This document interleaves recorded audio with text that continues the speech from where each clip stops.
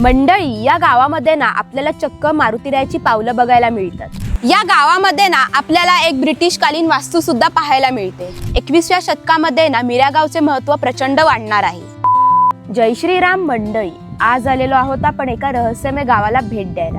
ह्याचा थेट संबंध ना आपल्याला रामायणाशी पाहायला मिळतो। छत्रपती शिवाजी महाराजांच्या शूर मावळ्याचा इतिहास सुद्धा आपल्याला इथे पाहायला मिळतो आणि इथे एक ब्रिटिशकालीन वास्तू सुद्धा आहे। तर चला मंडळी, आजच्या ब्लॉगला आपण सुरुवात करूया आणि ह्या गावाची माहिती आपण थोडक्यात जाणून घेऊया। रत्नागिरी जिल्ह्यातील हे छोटंसं गाव म्हणजे मिऱ्या।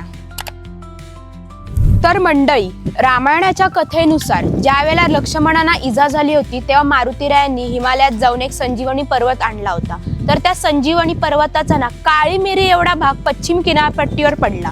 तर मंडळी, त्या काळी मिरी एवढ्या कणाचे ना अजून पुढे 2 भाग झाले। त्यामुळे ना ह्या गावाला मिरा नाव पडले आणि दुसऱ्या भागाला काळबादेवी असं नाव पडलेलं आहे। ही आहेत मारुतीरायांची पावलं आणि ही पावलं जर तुम्हाला बघायची असतील ना तर आनंदनगर मध्ये एक गणपतीचं छोटंसं मंदिर आहे। त्या मंदिराच्याच पाठीमागे एका दगडामध्ये तुम्हाला ही पावलं बघायला मिळतील। माझ्या पाठीमागे जो तुम्ही मिराचा समुद्र किनारा बघत आहात, इथे पूर्वी ब्रिटिशकालीन जेटी होती।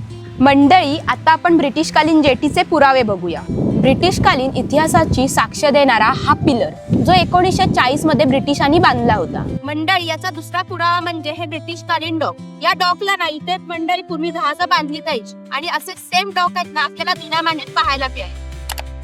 काही दिवसातच इथे नागपूर मिऱ्या असा महामार्ग प्रस्थापित होणार आहे। पुढे हा महामार्ग काळबादेवीला जोडून याचे रूपांतर कोस्टल हायवे मध्ये होणार आहे। यामुळे ना रत्नागिरी, मिरा आणि काळबादेवी या संपूर्ण पश्चिम किनारपट्टीला मोठा फायदा होणार आहे। म्हणजेच मिऱ्या भूतकाळात नाही तर भविष्यात सुद्धा खूप महत्त्वाची भूमिका बजावणार आहे। आमचे पूर्वज बळवंत सावंत हे छत्रपती शिवाजी महाराजांच्या सैन्यामध्ये कामाला होते।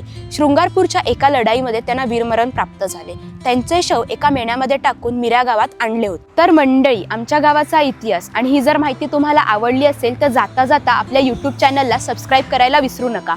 भेटूया नेक्स्ट ब्लॉगमध्ये। Bye bye.